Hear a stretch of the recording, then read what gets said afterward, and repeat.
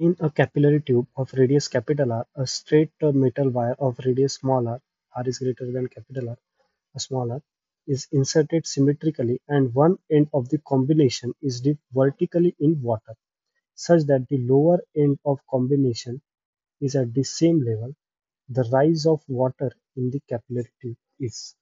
आता बघा इथे सिस्टमला आपण पहिले ड्रॉ करू, कन्सिडर करू की ही आपली कॅपिलरी आहे. ठीक आहे. तर याची रेडियस आपल्याला दिली आहे कॅपिटल आर.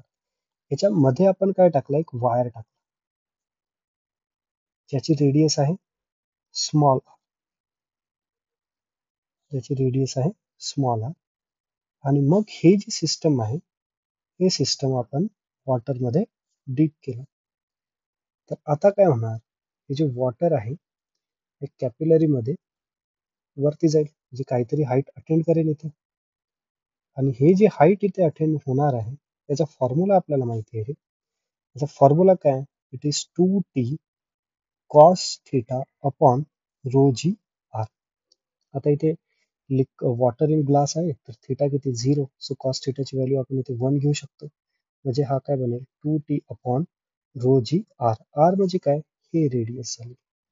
ठीक आहे. तर हे रेडियस किती येणार, it is capital R minus small r. तर आपली हाईट काय येते, h is equals to it is 2t upon rho g capital R minus small r.